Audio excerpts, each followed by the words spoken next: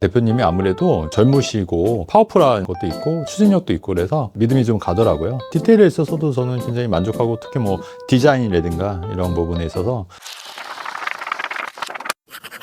안녕하세요. 미래를 따라 투자자문의 최진권이라고 합니다. 오랫동안 투자를 한 20년 가까이 했고요. 책도 4권 냈고, 요번에 이제 5번째 책, 요번에 공조를 이제 처음 내게 됐는데, 내 집 마련 트렌드 2016, 건물주 마블이라는 보드게임도 만들어서 판매하고 있습니다. 지금은 이제 부동산 상담, 컨설팅, 중개도 하고 있고요. 전반적으로 미래를 따라서 유튜버로도 활동하고 있습니다.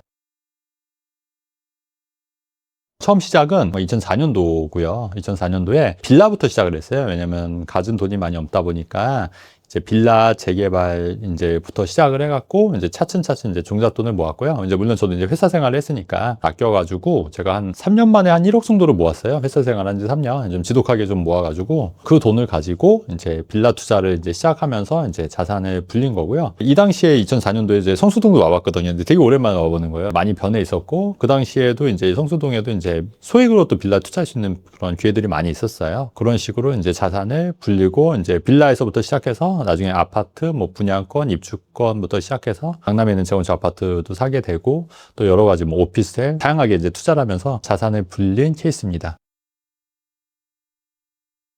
글쎄 손해라고 하기보다는 기회비용 상실이 좀 있었던 것 같아요. 예를 들면은 2009년도에 이제 반포레미안 같은 경우에도 미분양이 났을 때 이제 여기를 할까 아니면 당산동에 있는 아파트 큰 평수를 할까 이제 고민하다가 당산동에 아파트를 했는데 그 차이가 한 나중에 돼서 바라보니까 한 20억 정도 차이가 나더라고요. 순간의 선택이 크게 자산 가격이 변동이 될 수 있다는 생각을 하게 되고 부동산 투자로 크게 손해 본 적은 없었던 것 같아요. 손해를 보시는 분들의 경향이 어떠냐면은 하지 말아야 할 부동산을 좀 많이 하시는 경우가 있어요. 그러니까 예를 들어서 이제 너무 인기에 영합해서 유행에 영합하는 그런 거 있잖아요. 예를 들어서 생수기라든가 그 다음에 지산이라든가 이런 걸로 해서 이제 손해를 보시는 분들이 간혹 있고 그 다음에 과도하게 대출을 많이 받아서 그거를 감당을 못해서 이제 처분하는 경우가 많이 있거든요. 금리가 올라가서 이걸 못 버티는 경우가 있어요. 이상한 애매한 토지 같은 거 사신 분들 있잖아요. 그런 분들이 손해를 보는 거지 이런 아파트 핵심 지역에 재개발 빌라 이런 거 갖고 크게 손해를 보는 경우는 없다고 보셔도 될 것 같아요. 부동산이라는 게 또 인플레이션에 따라서 이제 조금씩 상승하지 않습니까? 그러다 보니까 돈 가치가 떨어지는 거기 때문에 땅값은 사실 그래도 오르잖아요. 인플레이션에 맞춰서. 그래서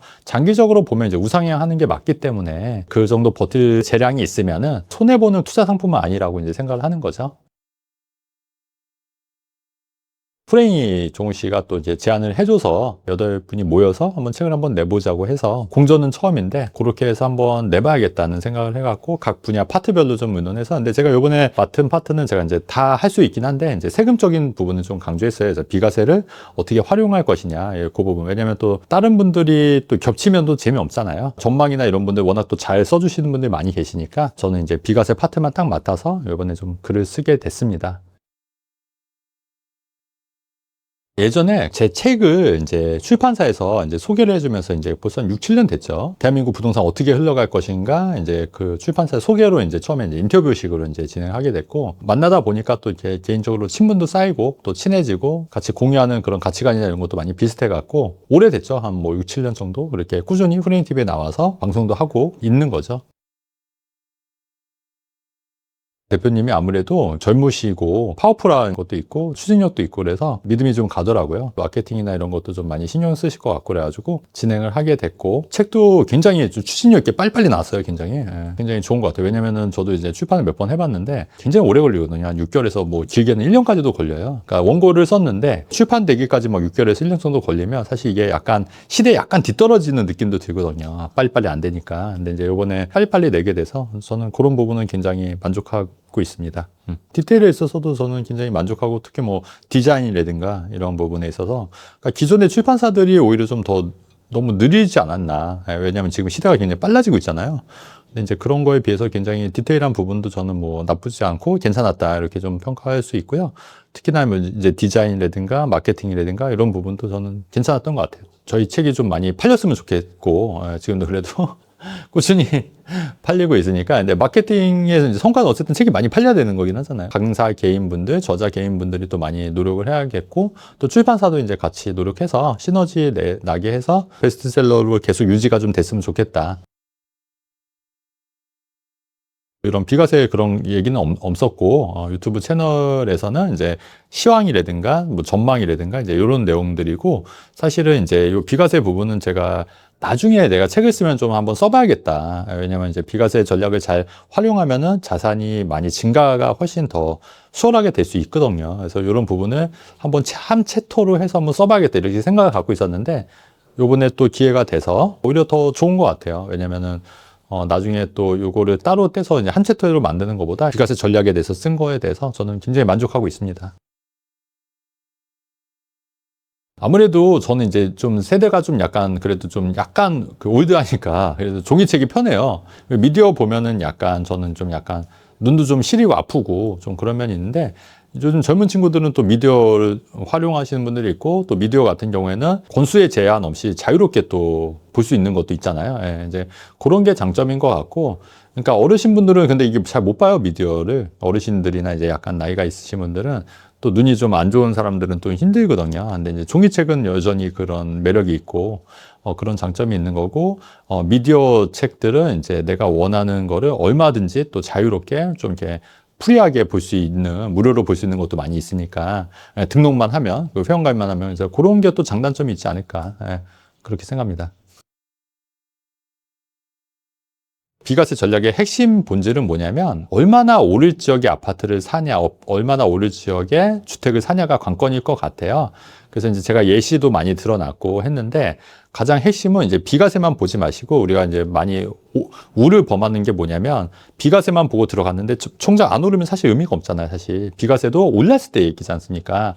그래서 제 책을 보시고 이제 비과세 전략이 이렇다는 걸 이제 이해하셨으면 가장 본질적인 질문, 과연 어떤 아파트가 오를 것인가, 이 질문을 꾸준히 계속하면서 그런 거를 찾는 연습을 하면 좋을 것 같아요. 그래서 그러니까 이거를 당장 투자를 하지 않더라도, 예를 들면 이런 거죠. 지금 성수동에 계시면 저 연립을 샀을 때 지금은 시세가 얼마인데 1년 후 보니까 시세가 이렇게 되네. 혹은 저 아파트는 지금 시세가 이 정도인데, 그러니까 이런 거를 계속 모의 투자를 하면서 계속 이제 내가 만약에 1년 전에 저 아파트를 샀으면 어땠을까? 저 빌라를 샀으면 어땠을까? 이거를 계속 이제 모의 투자를 하는 거예요. 그래서 이제 본질적으로 어떤 아파트들이 조금 더 많이 오를 수 있는지, 또 어떤 아파트들이 조금 더 더디게 움직이는지, 이런 거를 계속 좀 보시면서 했으면 좋겠다. 그래서 곧 이 제 책을 통해서, 그걸 한 번에 알 수는 없지 않습니까? 그래서 그 내용을 숙지하셔가지고 이 본질적인 질문을 계속 던지시면은 좋을 것 같다는 생각을 합니다.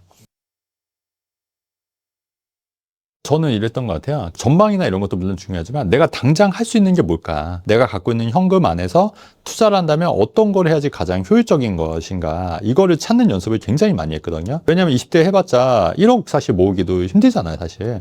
그러면 제가 갖고 있는 1억을 가지고, 전 재산을 가지고 어떻게 해야 효율적으로 불릴 수 있는지를 계속 연구를 하는 거예요. 계속 모의 투자도 해보고, 또 신문, 그렇게 하려면은 또 경제 뉴스도 꼼꼼히 봐야 되고, 세제도 봐야 되고, 시황도 봐야 되고, 정책도 봐야 되고, 여러 가지 공부할 게 정말 많거든요. 그다음에 인간의 심리 같은 것도 계속 연구를 해야 되고, 그러면서 차츰차츰 영역을 넓히는 거죠. 자산이 1억에서 2억, 3억, 5억, 10억 이렇게 30억, 50억 이렇게 올라가면 갈수록 그 시야는 훨씬 더 이렇게 확대되고 넓어진다고 보시면 돼요. 돈이 없다고 부동산 투자를 포기할 건 아닌 것 같고, 내가 갖고 있는, 할 수 있는 범위 내에서 과연 어떻게 하는 게 최선일까, 이거를 찾는 연습을 하시면 좋을 것 같다는 생각을 하게 되는 거예요. 그러니까 예전에는 돈이 없다 보니까 이제 소액 투자만 이제 좀 관심을 갖게 됐는데, 지금은 이제 어느 정도 이제 위치에 또 있고 또 자산도 많아지다 보니까 좀 더 넓게 보는 것 같아요. 그러니까 뭐 예를 들면 뭐 강남의 압구정 한양 아파트라든가 뭐 이런 것도 이제 좀 관심 갖게 되는 거고, 뭐 성수동 트리마제라든가 뭐 이런 것도 이제 더 관심 있게 보게 되는 거고, 그런 거를 이제 조금 더 금액대에 올라가면 갈수록, 그러니까 예전에는 굳이 제가 이런 거 신경 쓸 필요가 없지 않습니까? 근데 지금은 이제 그런 것도 좀 관심 있게 보고, 뭐 한남 뉴타운이라든가 이런 지역들이 나중에 어떻게 변할지, 이런 것도 꾸준히 관심 있게 보고 있는 거죠.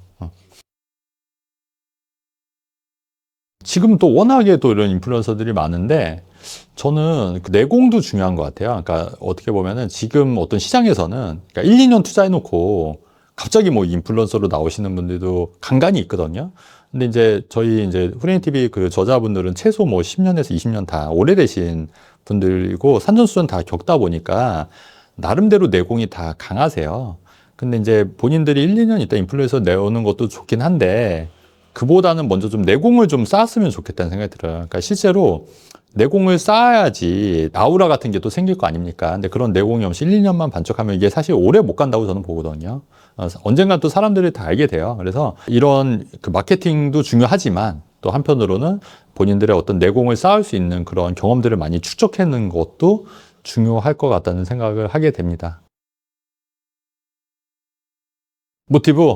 저한테 이제 굉장히 모티브가 되는 출판사인 것 같아요. 같이 작품을 토대로 또 이게 잘 돼서 또 2차, 3차 또 계속하면 좋을 것 같고, 이 회사도 같이 성장해서 시너지 나서 성장할 수 있는 회사가 됐으면 좋을 것 같다는 생각을 하게 됩니다.